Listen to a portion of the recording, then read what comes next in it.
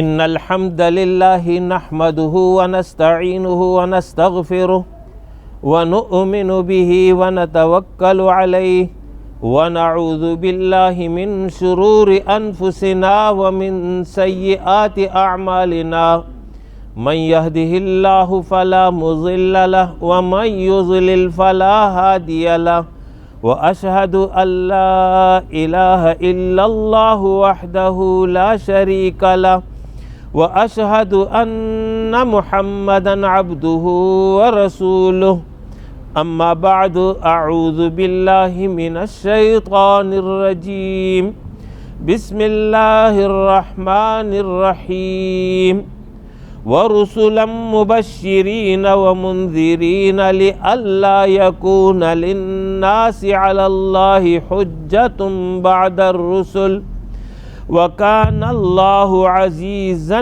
حكيما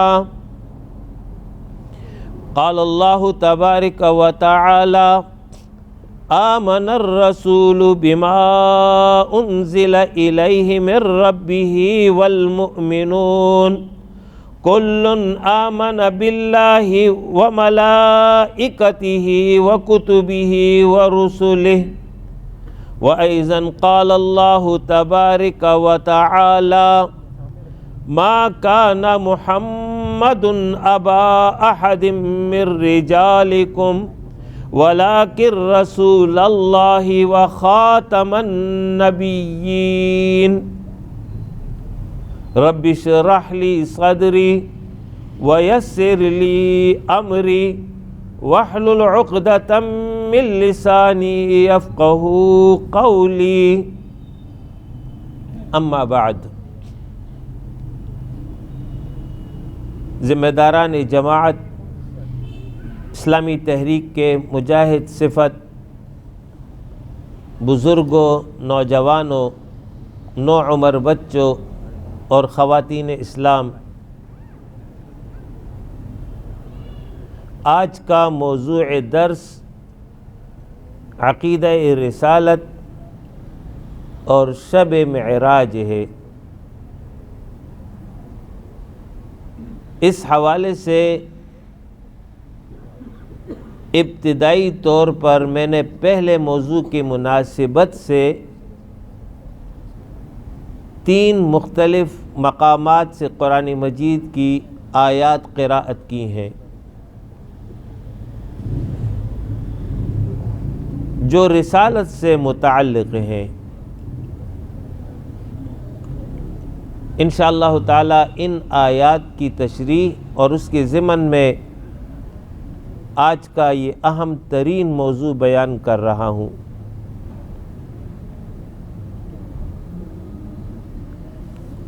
دین کی بنیاد عقائد پر ہے۔ صحیح عقیدہ جب تک اختیار نہ کیا جائے تب تک کوئی شخص مؤمن نہیں ہو سکتا۔ اس کے بعد پھر دین اسلام کی تعلیمات اور احکامات ہیں جس کے مطابق عمل مطلوب ہے۔ اخروی کامیابی اور نجات کے لیے صحیح عقیدے کا اختیار کرنا ضروری ہے اور پھر اس کے مطابق عمل ضروری ہے۔ لہذا جب تک صحیح عقیدہ معلوم نہیں ہوگا تو اس کے مطابق پھر عمل کیسے ہوگا؟ تو صحیح عقیدے کی معرفت حاصل کرنا انتہائی اہمیت کا حامل ہے۔ اسلام کے بنیادی عقائد میں 3 عقائد کو سب سے زیادہ اہمیت حاصل ہے۔ یوں تو ہر عقیدہ اہم ہے لیکن 3 کو زیادہ اہمیت حاصل ہے۔ اس میں سب سے پہلے عقیدہ توحید ہے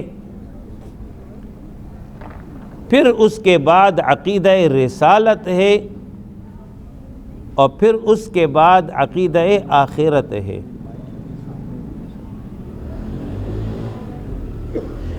ایک اعتبار سے عقیدہ رسالت زیادہ اہمیت کا حامل ہوتا ہے، وہ اس طور پر کہ تمام عقائد اور تمام احکامات اور تعلیمات کی بنیاد پیغمبر کی ذات ہوتی ہے۔ پیغمبر ہی عقیدہ بتاتا ہے، پیغمبر ہی دین کی تعلیمات امت کو دیتا ہے۔ تو جب تک نبوت پر ایمان نہ ہو، پیغمبر کو تسلیم نہ کیا جائے، تو اس وقت تک باقی عقائد کو کیسے تسلیم کیا جائے گا؟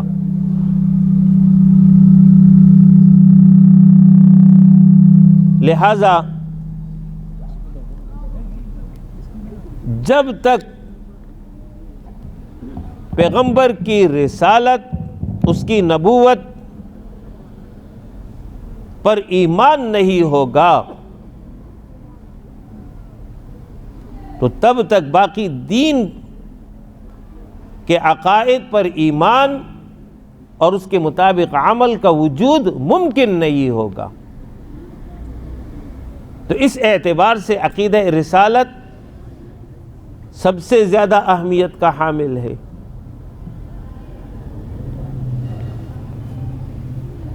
رسالت کے حوالے سے پہلی آیت میں نے قراءت کی سورہ النساء کی، اس میں اللہ رب العالمین رسولوں کے بھیجنے کا مقصد بیان کر رہا ہے کہ یہ انبیاء اور رسول کیوں بھیجے گئے۔ تو فرمایا کہ وَرُسُلًا مُبَشِّرِينَ وَمُنذِرِينَ، اور بھیجے ہم نے رسول خوشخبری دینے والے اور ڈرانے والے۔ تو جو ایمان لائیں گے اور جو اعمال صالحہ کریں گے انہیں خوشخبری سناتے ہیں جنت کی، رب کی رضا کی، اور جو انکار کرتے ہیں اور بغاوت کی روش پر چلتے ہیں ان کو ڈراتے ہیں اللہ کے عذاب سے، اس کی گرفت سے۔ یہ انبیاء کیوں بھیجے؟ تو اللہ نے وجہ بیان کی، لِأَلَّا يَكُونَ لِلنَّاسِ عَلَى اللَّهِ حُجَّةٌ بَعْدَ الرُّسُلِ، تاکہ لوگوں کے پاس اللہ کے خلاف کوئی حجت باقی نہ رہے۔ وَكَانَ اللَّهُ عَزِيزًا حَكِيمًا، اور فرمایا کہ اللہ غالب ہے اور حکمت والا ہے، اس لیے اس نے یہ کام کیا ہے۔ اس میں رسولوں کے بھیجنے کا مقصد اللہ نے بیان کیا۔ پہلا مقصد یہ ہے کہ اس کے ذریعے ماننے والوں کو خوشخبری ہو اور انکار کرنے والوں کو ڈر سنایا جائے، خبردار کیا جائے، اور دوسرا یہ کہ اس کے ذریعے اللہ کی حجت قائم ہو جائے اور اللہ کے خلاف کوئی حجت باقی نہ رہے۔ کوئی یہ نہ کہے کہ مجھے علم نہیں تھا، مجھے پتہ نہیں تھا، مجھے کسی نے بتایا اور سمجھایا نہیں، اس لیے انبیاء آئے ہیں۔ ایمان بالرسول یہ لازمی تقاضا ہے، جیسے کہ سورہ البقرہ کی اس آیت میں ذکر کیا گیا کہ آمن الرسول بما انزل الیہ من ربہ والمؤمنون، رسول اس وحی پر ایمان لایا جو اس پر نازل کی گئی، اور ایمان والے بھی اس پر ایمان لاتے ہیں۔ والمؤمنون کل آمن باللہ، اور سارے ایمان والے ایمان رکھتے ہیں اللہ پر، وملائکتہ وکتبہ ورسلہ، اس کے فرشتوں پر بھی ایمان ہے، اس کی کتابوں پر بھی ایمان ہے، اور اس کے رسولوں پر بھی ایمان ہے۔ یہ مطلوب ہے، اس کے بغیر مؤمن شمار نہیں ہوگا۔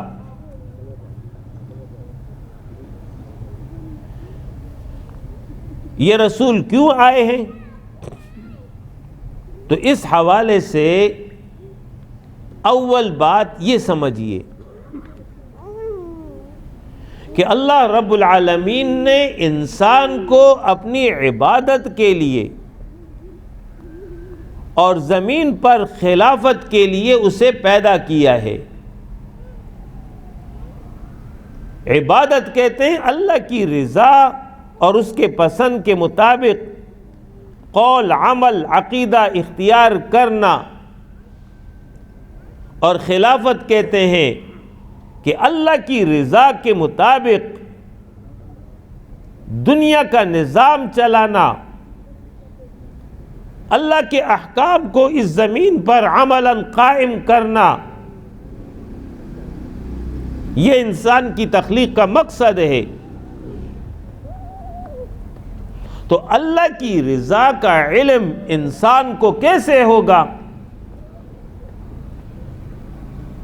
تو پہلے انسان کو تو براہ راست بتا دیا، وَعَلَّمَ آدَمَ الْأَسْمَاءَ كُلَّهَا، آدم کو دنیا کا علم بھی دیا اور شریعت کا علم بھی دیا، اور اس کے بعد زمین پر جب روانہ کیا تو یہ فرما دیا کہ اہبطوا منہا جمیعا، جاؤ زمین پر رہو، ایک وقت مقررہ تک تمہاری یہ زندگی وہاں ہوگی، لیکن یاد رکھنا فَإِمَّا يَأْتِيَنَّكُم مِّنِّي هُدًى، میری طرف سے تمہارے پاس جب ہدایت پہنچ جائے تو جس نے اس ہدایت کی پیروی کر لی تو اس کے لیے کوئی خوف اور غم نہیں ہوگا۔ مراد خوف اور غم نہ ہونے سے جنت ہے، اس لیے کہ جنت ہی وہ مقام ہے کہ جہاں انسان خوف اور غم سے آزاد ہوگا، اور جو انکار کرے گا تو کچھ عرصے کے لیے دنیا میں وہ وقت گزار لے گا، اپنی مدت عمر پوری کر لے گا، لیکن پھر اس کے بعد اسے جہنم میں دھکیل دیا جائے گا۔ یہ بات آدم علیہ السلام کو اللہ نے ابتدا میں بتا دی تھی، اور پھر جب نسل انسانی زمین پر پھیلی اور ایک وقت تک تعلیمات جو آدم علیہ السلام لے کر آئے تھے اس کے مطابق عمل ہوتا رہا، پھر اس کے بعد انسانوں میں بگاڑ پیدا ہوا، اول بگاڑ عمل میں آیا، پھر یہ بگاڑ عقیدے تک پہنچ گیا، حتیٰ کہ لوگوں نے باقاعدہ شرک اختیار کر لیا۔ تو اللہ نے حسب اعلان ہدایت کا انتظام کیا۔ اب یہ ہدایت کیسے آئے گی؟ تو اللہ رب العالمین براہ راست انسانوں سے خطاب نہیں کرتا، انسانوں میں وہ طاقت ہی نہیں ہے، وہ قوت ہی نہیں ہے کہ اپنے رب سے ہم کلام ہو سکے، لہذا انتظام کیسے کیا؟ تو اس حوالے سے سورہ الشورى میں 3 طریقے بیان کیے ہیں، اور پھر احادیث میں مزید بھی ذکر ہے، لیکن میں صرف آیت تک محدود رہوں گا۔ سورہ شورى میں اللہ فرما رہا ہے وَمَا كَانَ لِبَشَرٍ أَن يُكَلِّمَهُ اللَّهُ إِلَّا وَحْيًا، فرمایا کسی آدمی کے لیے ممکن نہیں ہے کہ اللہ اس سے کلام فرمائے مگر وحی کے طور پر، وحی کے ذریعے اللہ کا کلام اس تک پہنچے گا، او من وراء حجاب، یا پردے کے پیچھے سے، او یرسل رسولا، یا کوئی فرشتہ بھیج دے، فیوحی بِإِذْنِهِ ما یشاء، پھر وہ فرشتہ اللہ کے حکم کو جو وہ چاہے وحی کرے، انہ علیم حکیم، یقیناً اللہ برتر اور حکمت والا ہے۔ اس آیت میں 3 قسمیں بیان ہوئی ہیں۔ پہلی قسم الا وحیا، وحی کی صورت جس میں فرشتہ نہیں ہے، جس میں اور کوئی نہیں ہے، براہ راست وحی ہے، تو یہ وحی پیغمبر کے دل میں اللہ القاء کرتا ہے بغیر کسی واسطے کے، خواہ بیداری کی حالت میں ہو یا خواب کی حالت میں ہو، اس میں فرشتہ نہیں آتا سامنے، اور نہ ہی کوئی آواز سنائی دی جاتی ہے، بلکہ وہ سیدھا براہ راست دل پر القاء ہوتی ہے۔ یہ ہے پہلی قسم۔ دوسری قسم ذکر کی ہے من وراء حجاب، پردے کے پیچھے سے۔ اس صورت میں صرف آواز آتی ہے، لیکن کلام کرنے والے کا دیدار نہیں ہوتا، جیسے موسیٰ علیہ السلام کے ساتھ اللہ نے کلام کیا تھا کوہ طور پر، وہاں آواز تھی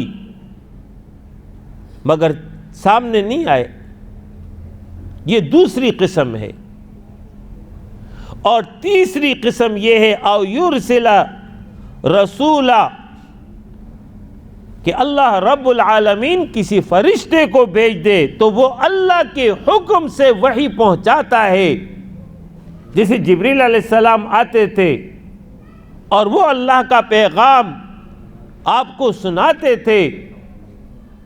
یہ وہ 3 قسمیں ہیں جس کے ذریعے اللہ کلام کر رہا ہے، یا تو وحی ہوگی براہ راست دل پر، یا اللہ کی آواز آئے گی جیسے موسیٰ علیہ السلام کو آواز آئی، یا پھر فرشتہ آئے گا اور وہ اللہ کا کلام انسانوں کو پہنچانے کے لیے پیغمبر کو سنائے گا، پھر پیغمبر اس کو آگے بڑھائے گا۔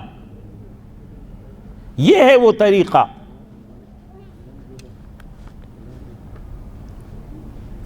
ایمان کا لغوی معنی تصدیق کرنا ہے، کسی کو سچ جاننا اور ماننا اور بیان کرنا ہے، یہ اس کا معنی لغوی ہے۔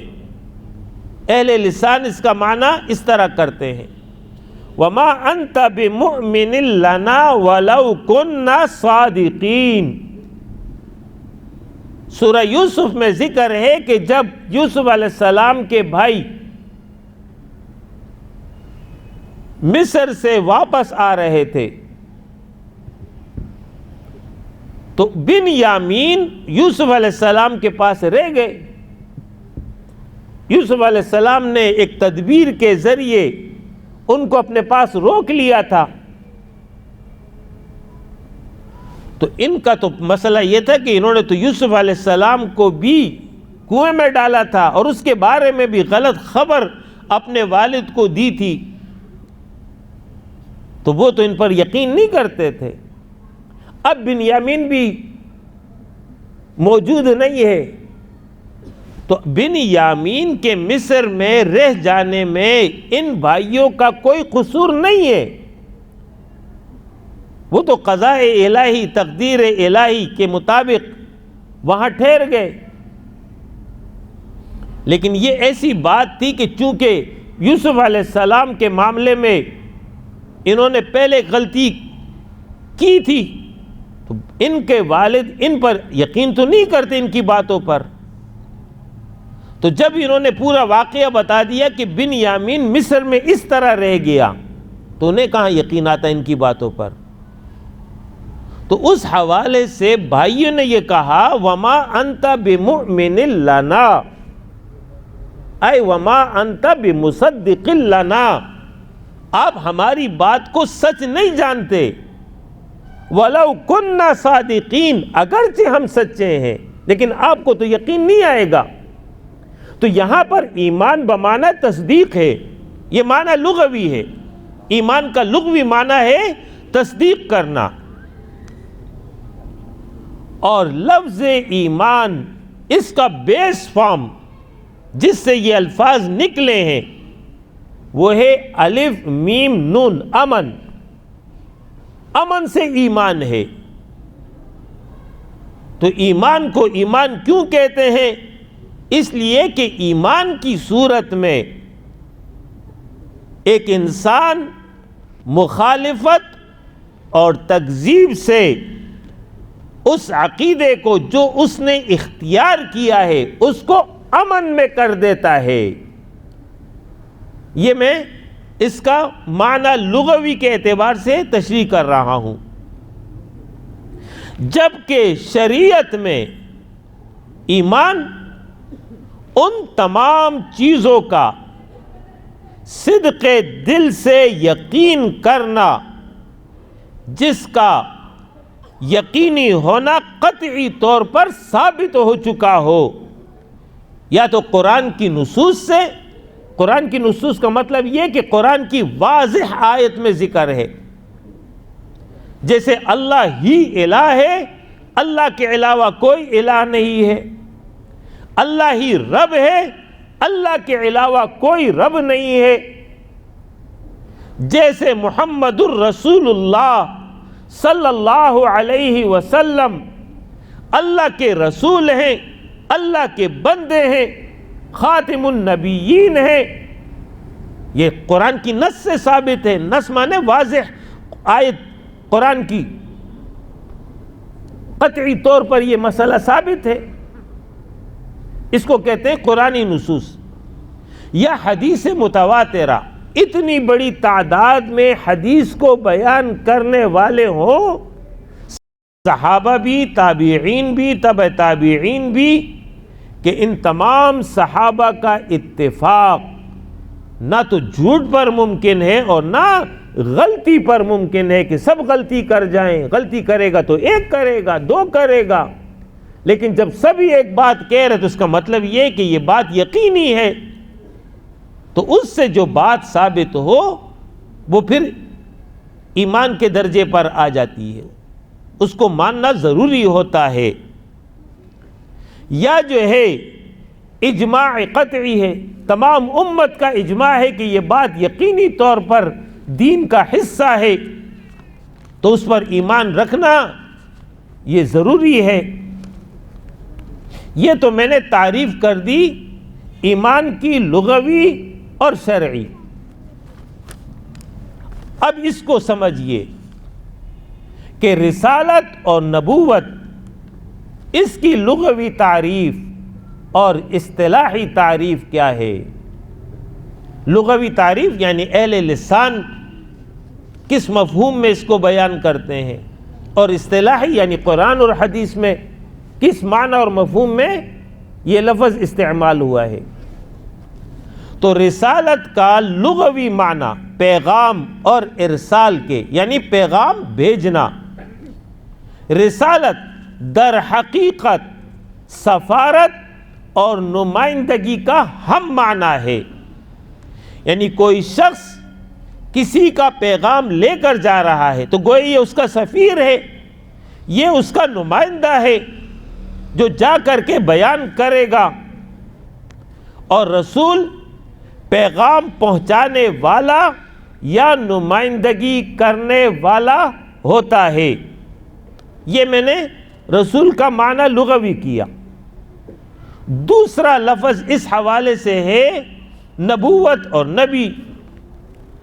تو نبوت کے دو معنی ہے، ایک معنی ہے بلندی اور عظمت۔ اس معنی کے اعتبار سے نبی عظیم مرتبے والی شخصیت کو کہتے ہیں، عام انسان کو نبی نہیں کہتے۔ کوئی عظیم مرتبہ ہے، کوئی عظیم درجہ ہے، اس لیے اس کو نبی کہتے ہیں معنی لغوی اعتبار سے۔ دوسرا معنی ہے نبوت کا، عظیم خبر اور سچی خبر دینے والا۔ عام خبر نہیں ہے، اہم خبر ہے، بڑی خبر ہے، اس کو کہتے ہیں نبی اور نبوت۔ تو اس اعتبار سے نبی کا معنی ہو گیا عظیم اور سچی خبر دینے والا۔ چونکہ انبیاء اللہ رب العالمین کے احکام بتاتے ہیں اور وہ ساری کی ساری سچی خبریں بھی ہیں، اس لیے ایسے شخص کو نبی یعنی عظیم انسان اور سچا انسان کہا جاتا ہے۔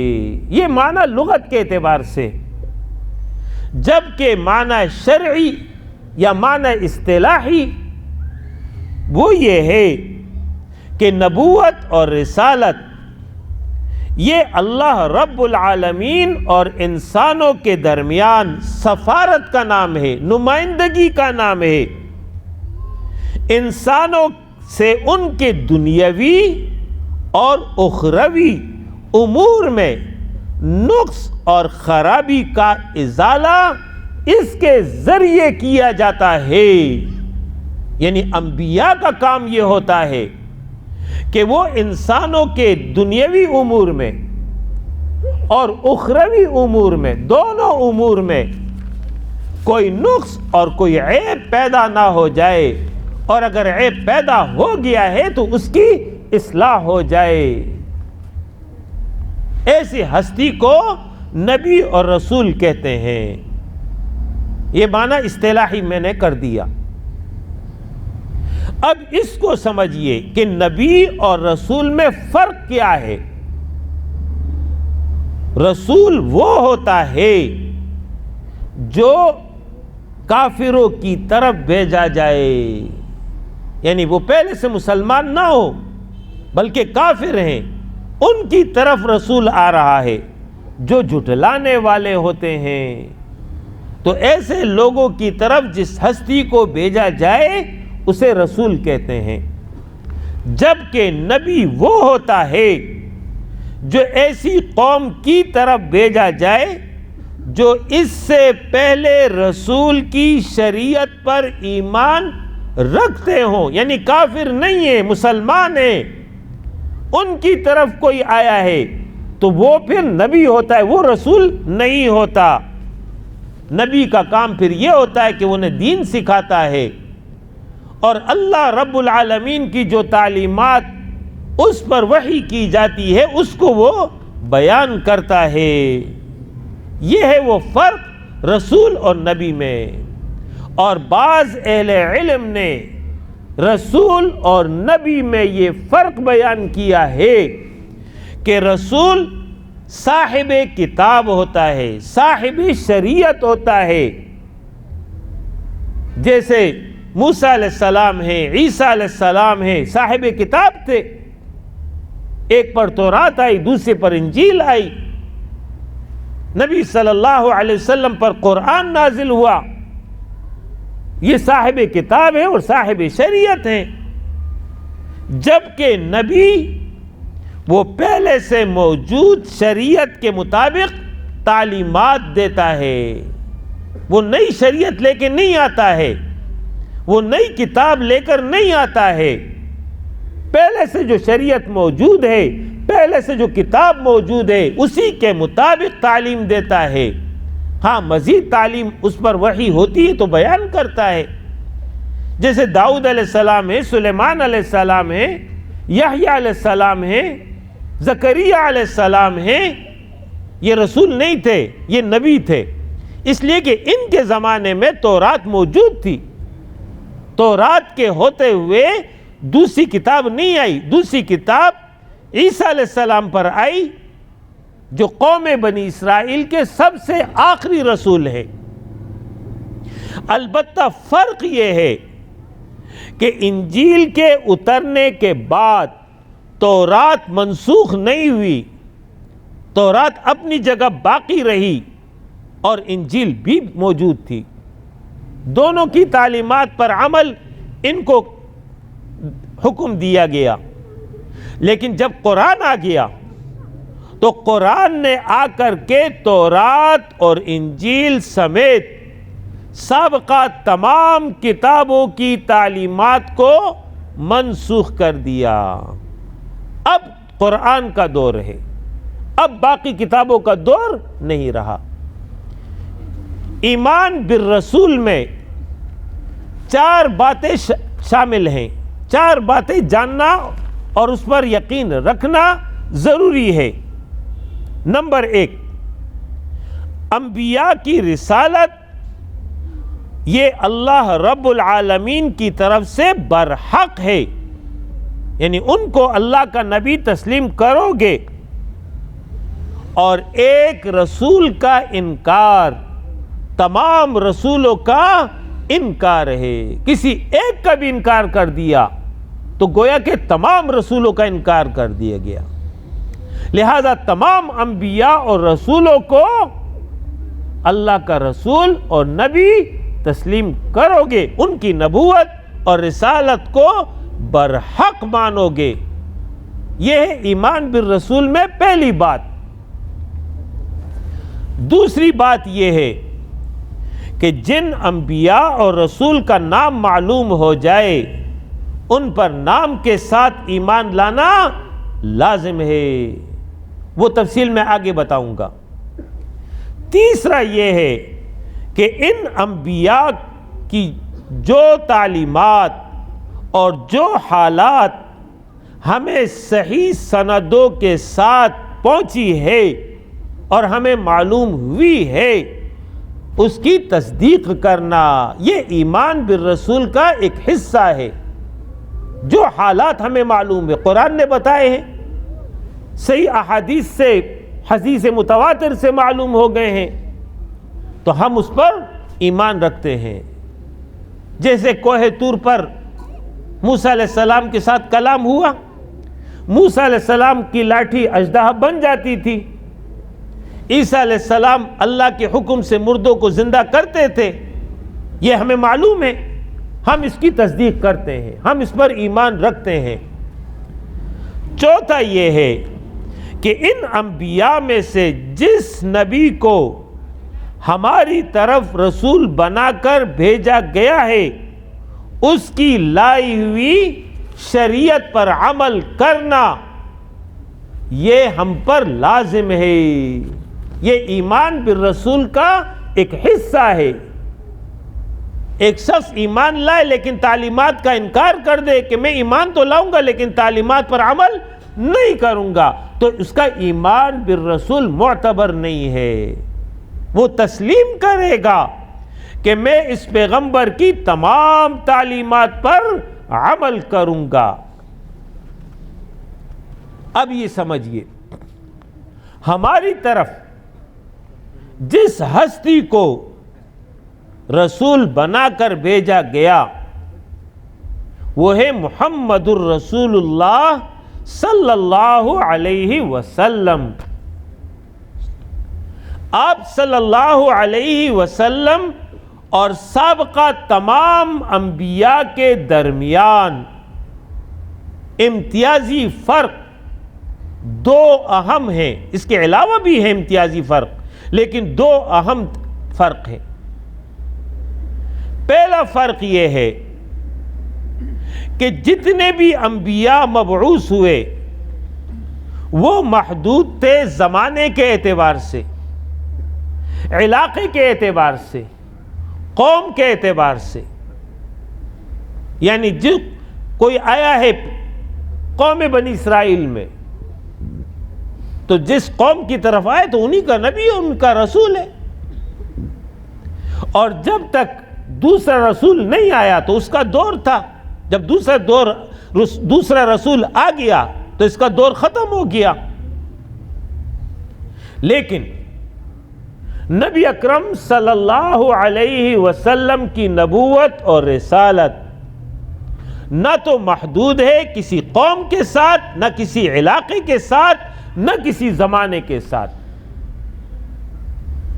بلکہ آپ کی نبوت اور رسالت تمام انسانوں کے لیے ہے، قیامت تک کے آنے والے انسانوں کے لیے ہے. یہ ہے وہ بنیادی فرق آپ کے اور باقی انبیاء کی نبوت اور رسالت میں. ان کی نبوت رسالت محدود تھی، آپ کی نبوت اور رسالت محدود نہیں ہے، قیامت تک کے لیے ہے. دوسرا فرق یہ ہے کہ نبی اکرم صلی اللہ علیہ وسلم کے بعد اب قیامت تک دوسرا کوئی نبی اور کوئی رسول نہیں آئے گا. آپ کو مقام ختم نبوت پر فائز کیا گیا ہے.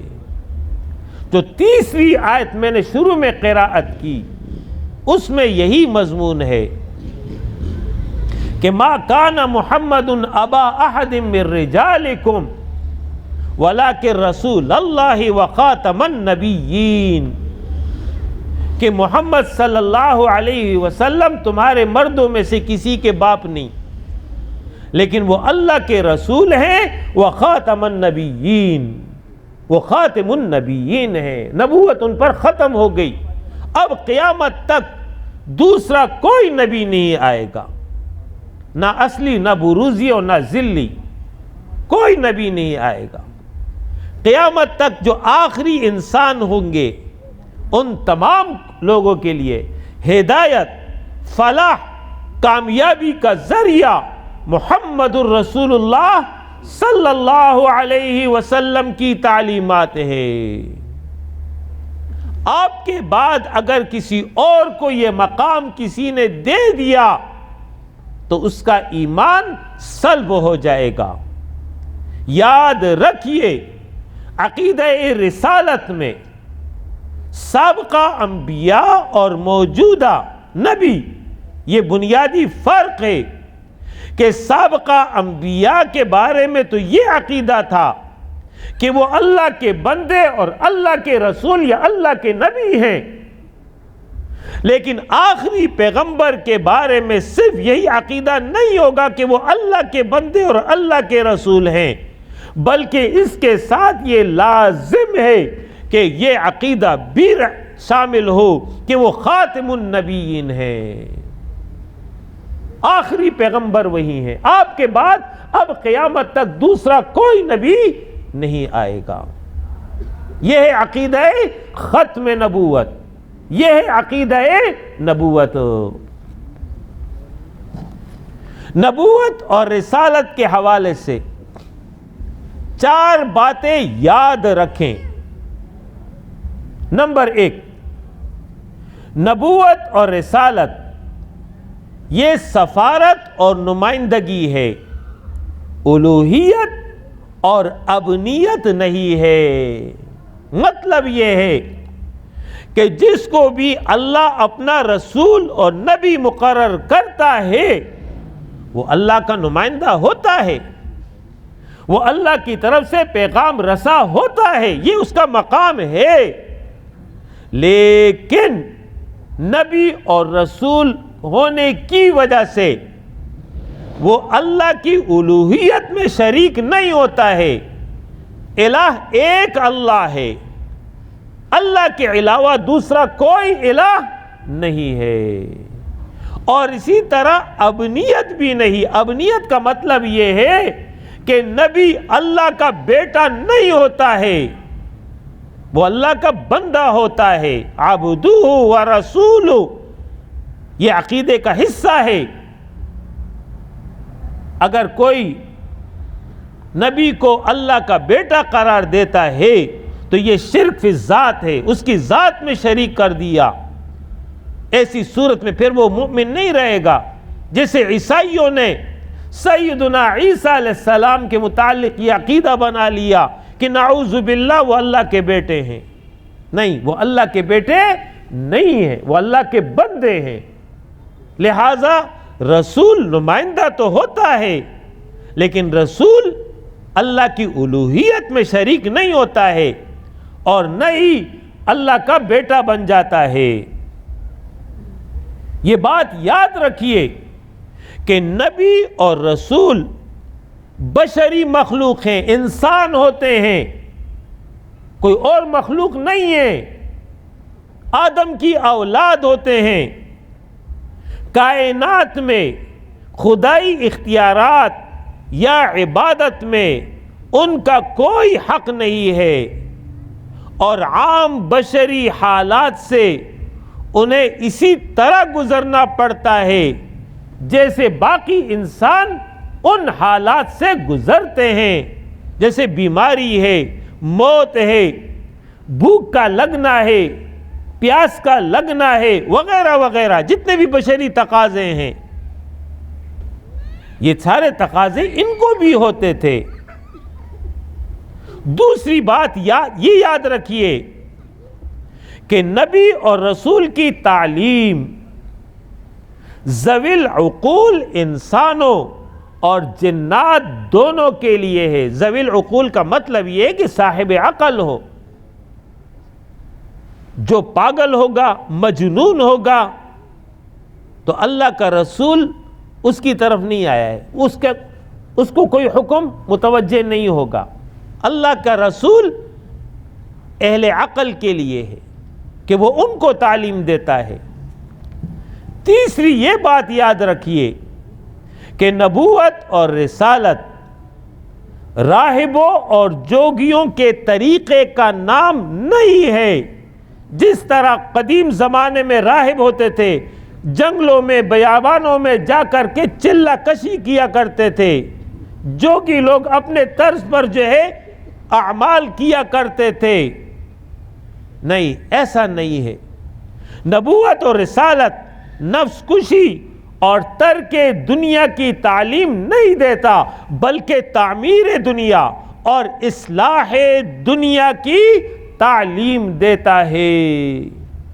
اور صرف اخروی فلاح ہی نہیں بلکہ فلاح دارین کا راستہ اس کے ذریعے معلوم ہوتا ہے. اس کے ذریعے انسان کو دنیا میں زندگی گزارنے کا طریقہ اور سلیقہ معلوم ہوتا ہے، اور نبی کے ذریعے اخروی کامیابی بھی حاصل ہوتی ہے. چوتھی بات یہ یاد رکھیے کہ نبوت اور رسالت محنت، کسب، ریاضت، چلہ کشی سے حاصل نہیں ہوتی ہے، بلکہ یہ خالص وہبی چیز ہے. مطلب یہ ہے کہ یہ انتخاب خداوندی ہے. جس کو چاہتا ہے اللہ اپنے رسالت اور نبوت کے لیے منتخب کر لیتا ہے. رسول محنت سے نہیں بنتا ہے.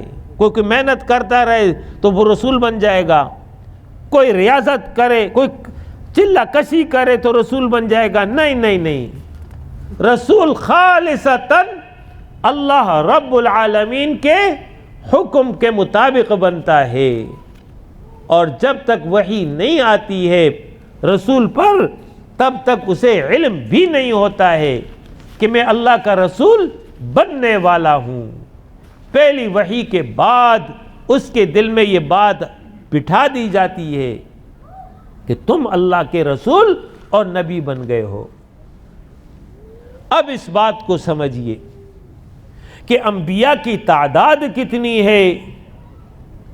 تو تعداد انبیاء کسی دلیل قطعی سے ثابت نہیں ہے۔ دلیل قطعی کی تعریف میں پہلے کر چکا ہوں، یعنی قرآن کی واضح آیت یا حدیث متواترہ، اس میں یہ ذکر نہیں آیا ہے۔ البتہ ایک حدیث میں 1,24,000 کا ذکر آیا ہے اور 315 رسول کا بھی ذکر اس میں ہے، جبکہ ایک روایت میں 2,24,000 کا ذکر آیا ہے اور ایک روایت میں 8,000 سے زائد نہیں ہے، اتنا بتایا گیا ہے۔ لہذا یہ روایات قطعی نہیں ہے، حد متواتر تک نہیں پہنچی ہے۔ لہذا عقائد کے باب میں یہ روایات کافی نہیں ہے۔ اس سے ایک علم ضمنی تو حاصل ہو جاتا ہے، ایک گمان تو آ جاتا ہے کہ ہو سکتا ہے کہ اتنے ہی ہوں، لیکن یہ یقینی علم نہیں ہے کہ نہیں اتنے ہی ہیں۔ یہ فرق ہے علم قطعی اور علم ضنی میں۔ علم ضنی میں یہ ہوتا ہے کہ ہو سکتا ہے یہی بات صحیح ہو اور ہو سکتا ہے کہ یہ بات صحیح نہ ہو، تو ان روایات سے علم ضنی تو آ گیا، لیکن علم قطعی کہ نہیں اتنے ہی ہیں، اس سے ایک بھی زیادہ نہیں ہے اور ایک بھی کم نہیں ہے، ایسا علم قطعی ان روایات سے حاصل نہیں ہوتا ہے۔ اور عقائد کے باب میں علم قطعی دلیل ہوتی ہے، علم ضنی دلیل نہیں ہوتی ہے۔ لہذا یہ عقیدہ تو نہیں بناؤ گے کہ 1,24,000 ہی انبیاء ہیں۔ عقیدہ کیا بناؤ گے؟ عقیدہ یہ بناؤ گے کہ جتنے بھی انبیاء آئے، جتنے بھی رسول آئے، ہم سب کو اللہ کا نبی اور رسول تسلیم کرتے ہیں، یہ عقیدہ بناؤ گے۔ قرآن مجید میں 25 انبیاء کا ذکر آیا ہے، تو ان کو نام کے ساتھ اللہ کا نبی مانو گے۔ وہ 25 انبیاء یہ ہیں: سیدنا آدم، ادریس، نوح، صالح، ہود، ابراہیم، اسماعیل، اسحاق، یعقوب، یوسف، لوط، موسیٰ، ہارون، شعیب، زکریا، یحییٰ، عیسیٰ، داؤد، سلیمان، الیاس، الیسع، ذوالکفل، ایوب، یونس علیہم السلام، اور محمد الرسول اللہ صلی اللہ علیہ وسلم۔ یہ 25 انبیاء ہیں جس کا نام قرآن نے ذکر کیا ہے۔ لہذا ان پر نام کے ساتھ ایمان رکھو گے، اور جن کا ذکر بغیر نام کے آیا ہے اور پھر وہ بعد میں معلوم ہوا کہ اس سے کون مراد ہے، تو اس میں ایک ہے یوشع بن نون علیہ السلام۔ یہ موسیٰ علیہ السلام کے ساتھ وہ نوجوان جو قصہ موسیٰ اور خضر میں ذکر ہے۔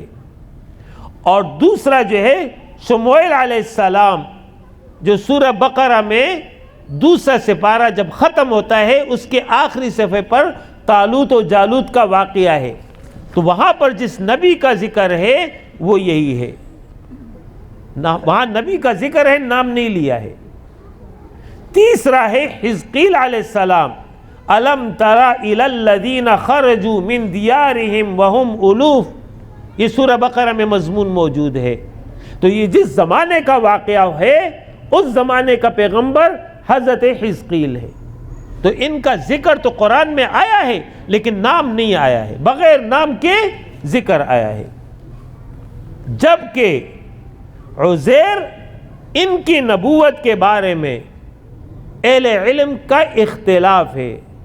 عزیر ابن اللہ، عزیر کو اللہ کا بیٹا یہودیوں نے قرار دیا، تو آیا عزیر نبی ہے یا نہیں؟ اس باب میں اہل علم کے دو اقوال ہیں، بعض کہتے نبی اور بعض کہتے کہ نبی نہیں تھے بلکہ ایک صالح انسان تھے۔ اسی طرح خضر کے بارے میں بھی یہی رائے ہے۔ سیدنا موسیٰ علیہ السلام کے ساتھ جو واقعہ ہے خضر کا، وہاں پر قرآن نے نام تو نہیں لیا خضر کا، لیکن حدیث میں خضر علیہ السلام کا نام موجود ہے۔ آیا وہ نبی ہے یا نہیں؟ اس باب میں بھی اہل علم کا اختلاف ہے۔ اسی طرح ذوالقرنین اور لقمان کے بارے میں بھی اہل علم نے اختلاف کیا ہے ان کی نبوت اور رسالت کے حوالے سے، لیکن راجح قول یہ ہے کہ وہ نیک لوگ تھے، صالح انسان تھے۔ اسی طرح سیدہ مریم، اس کے بارے میں بھی بعض مفسرین کی رائے یہ ہے کہ وہ نبیہ تھی، لیکن یہ بات درست نہیں ہے، کوئی عورت نبی نہیں ہوئی ہے۔ نبوت اور رسالت چونکہ بھاری کام ہے اور اس میں انسان کو مستقل میدان عمل میں رہنا ہوتا ہے، پبلک میں رہنا ہوتا ہے، عوام کے درمیان رہنا ہوتا ہے، اور عورت کے لیے تو یہ سب ممکن نہیں ہے، اس لیے اس ذمہ داری سے اسے معاف رکھا گیا ہے۔ جیسے کہ قرآن میں ذکر ہے وَمَا أَرْسَلْنَا مِن قَبْلِكَ إِلَّا رِجَالًا، ہم نے آپ سے پہلے جس کو بھی بھیجا وہ مرد تھا، مردوں کو نبوت اور رسالت دی گئی ہے۔ لہٰذا یہ وہ بنیادی تفصیل تھی جو میں نے بیان کر دی۔ تو جن انبیاء کا نام قطعی طور پر معلوم ہے ان پر نام کے ساتھ ایمان، اور جن کا نام معلوم نہیں ہے ان پر اجمالی ایمان رکھو گے کہ جتنے بھی انبیاء آئے ہیں، رسول آئے ہیں، ہم انہیں تسلیم کرتے ہیں۔ ہمارے پیغمبر نبی اکرم صلی اللہ علیہ وسلم ہیں، ان پر ایمان کا تقاضا وہ سمجھ لیجئے۔ پہلا تقاضا ہے اعتماد علی الرسول، اللہ کا نبی مانتے ہو تو اعتماد کرو گے، انہوں نے پورا کا پورا دین ہم تک پہنچایا ہے، اس میں کوئی کمی بیشی نہیں کی ہے، جو پہنچایا ہے وہ اللہ نے ان پر بھیجا ہے، یہ اعتماد رکھو گے اپنے پیغمبر پر۔ دوسرا ہے اطاعت رسول، جب نبی مانا ہے تو پھر اطاعت کرو گے، جو وہ حکم دے اس کے مطابق عمل کرو گے۔ تیسرا ہے اتباع رسول، اتباع اور اطاعت میں فرق یہ ہے کہ اطاعت قول میں ہوتی، یعنی ان کا فرمان آپ کے سامنے آ گیا، آپ نے اس فرمان کے مطابق عمل کر لیا، یہ ہے اطاعت رسول۔ جبکہ اتباع رسول میں فرمان نہیں ہوتا ہے، بلکہ اتباع رسول میں پیغمبر کا عملی طریقہ ہوتا ہے، جیسے انہوں نے عمل کیا اس طرح عمل کرنا، یہ اتباع ہے۔ مثلا آپ صلی اللہ علیہ وسلم نے فرمایا فجر کی 2 رکعت سنتیں ہیں، فجر کی 2 رکعت فرض ہیں، اس طرح فرمایا ہے، تو اس طرح پر جو عمل کرے گا یہ اطاعت رسول ہے۔ اب انہوں نے کس طرح کیا، پہلے جو ہے ثنا پڑھی، پھر جو ہے سورہ فاتحہ ہے، پھر اس کے بعد قیام ہے، پھر رکوع ہے، پھر سجدہ ہے، وغیرہ وغیرہ، اس طرح کا عمل کرنا۔ صلو کما رأیتمونی اصلی، نماز اس طرح پڑھو جیسے مجھے پڑھتے دیکھو، تو یہ اتباع رسول ہے۔ بات سمجھ میں آ گئی؟ تو تیسرا تقاضا ہے اتباع رسول۔ چوتھا تقاضا ہے محبت رسول، اپنے پیغمبر سے محبت کرو گے۔ یہاں محبت شرعی مراد ہے۔ محبت شرعی اس کو کہتے ہیں کہ ایک شے اگرچہ عقل کے نزدیک زیادہ محبوب ہے، ایک چیز انسانی فطرت کے مطابق زیادہ پسندیدہ ہے، لیکن شریعت میں وہ منع ہے تو نہیں کرو گے۔ اور ایک بات اللہ کا رسول کہتا ہے کہ فرماتا ہے کہ اس طرح کرو، لیکن تمہاری عقل اس کو تسلیم نہیں کرتی، عقل آمادہ نہیں ہوتی ہے، طبیعت آمادہ نہیں ہوتی ہے، تو وہاں پر جو ہے عقل کی بات نہیں مانو گے، طبیعت کی بات نہیں مانو گے، وہاں پر اللہ کے رسول کی بات کو مانو گے۔ یہ ہے محبت رسول۔ محبت در حقیقت دل کا فعل ہے، ہاں عمل ظاہر میں ہوتا ہے اعضاء کے ذریعے۔ حب القلب یظہر بالعمل، دل میں جس سے محبت کرو گے تمہارا عمل اس کو ظاہر کر دے گا۔ لہذا محبت رسول، یہ ہے تقاضا ایمان۔ پانچواں ہے خیر خواہی، پیغمبر کے خیر خواہ ہو جاؤ، یہ ہے تقاضا ایمان بالرسول کا۔ پیغمبر علیہ السلام ہمارے محسن اعظم ہیں، ہمیں ہدایت فلاح کا راستہ ان کے ذریعے معلوم ہوا، لہذا ان کے لیے دعائے خیر درود شریف کے ذریعے مستقل کرو گے۔ یا ایھا الذین آمنوا صلوا علیہ وسلموا تسلیما، پیغمبر پر درود بھیجو گے، یہ ان کا حق ہے ہم پر۔ آج دنیا پیغمبر کو اگر جانے گی پہچانے گی تو میرے اور تمہارے ذریعے۔ یہ کون ہے؟ یہ امت محمدی ہے۔ لہٰذا اگر ہم اچھے حالت میں ہوں گے تو لوگ پیغمبر کی تعریف کریں گے کہ جب امت اتنی اچھی ہے تو پیغمبر کتنا اچھا ہوگا۔ اور اگر آج ہمارا عمل ناقص ہوگا تو نعوذ باللہ لوگ پیغمبر کو بھی برا کہیں گے کہ جب یہ ان کا حال ہے تو ان کا نبی بھی ایسا ہوگا۔ خیر خواہی رسول یہ ہے کہ اپنے عمل کے ذریعے پیغمبر کی تعلیمات کا نمونہ بن جاؤ۔ چھٹا حق اور چھٹا تقاضا ایمان بالرسول کا وہ ہے نصرت رسول، پیغمبر کی مدد۔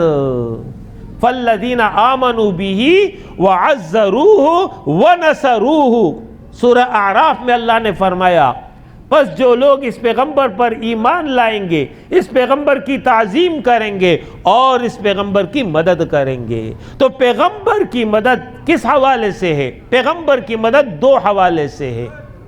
ایک پیغمبر کی مشن میں مدد، پیغمبر کا مشن 5 نکات پر مشتمل ہے۔ نمبر 1 تبلیغ دین، بلغ ما انزل الیک۔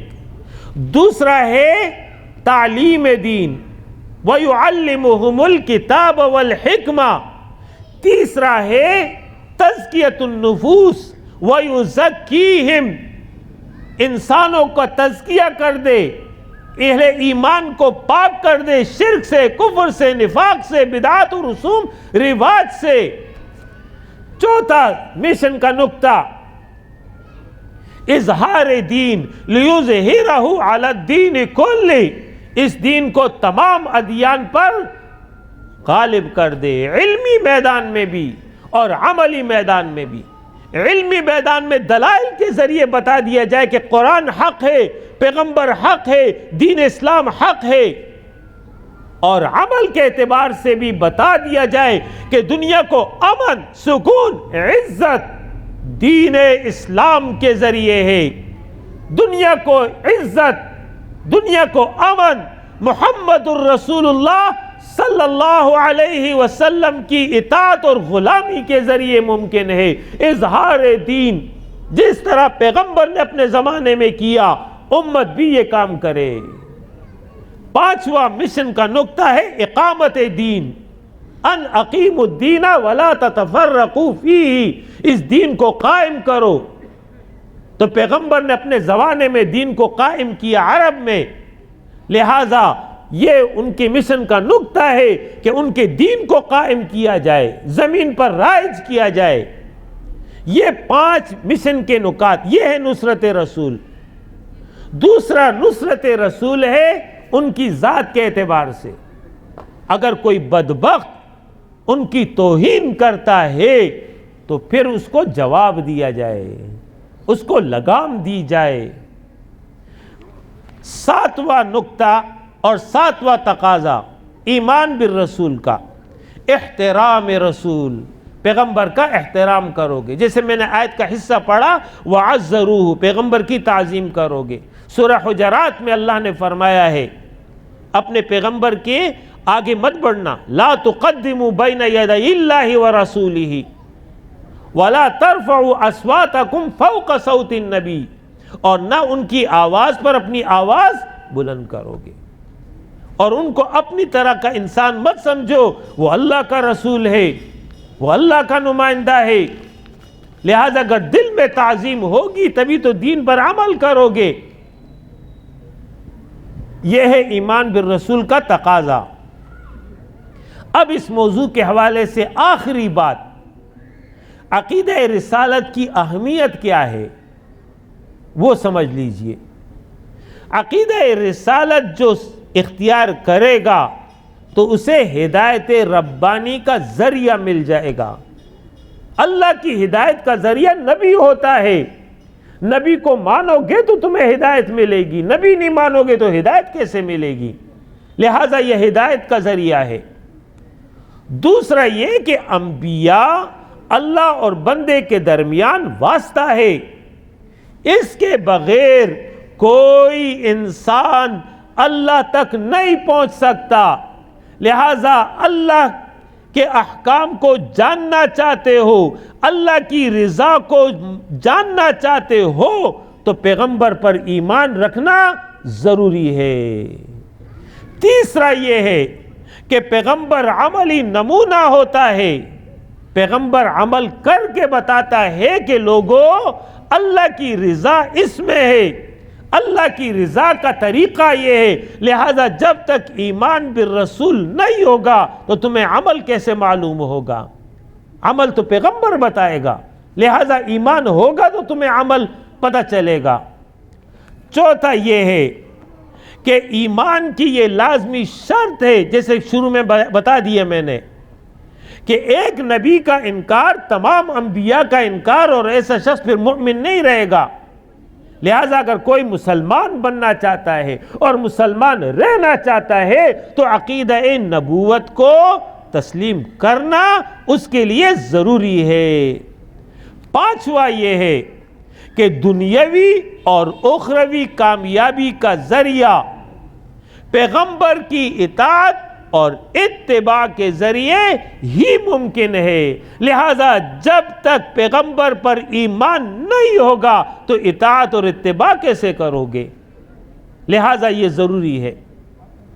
چھٹا یہ ہے کہ عقیدہ رسالت کی وجہ سے امت میں وحدت آتی ہے، امت میں اجتماعیت اتحاد پیدا ہوتا ہے۔ اگر یہ عقیدہ نہ ہو تو امت کیسے متحد رہ سکتی ہے؟ امت کو متحد رکھنے کی چیز عقیدہ ہوتی ہے۔ ساتواں یہ ہے کہ عقیدہ رسالت آزمائش کا ذریعہ ہے، یعنی اس کے ذریعے اللہ رب العالمین آزماتا ہے کہ کون اس پیغمبر کو مانتا ہے اور کون انکار کرتا ہے۔ تو جو مانے گا اس کے لیے کامیابی ہے، اور جو نہیں مانے گا اس کے لیے ناکامی ہے۔ اقول قولی ھذا واستغفر اللہ لی ولکم ولسائر المؤمنین وآخر دعوانا ان الحمد للہ رب العالمین۔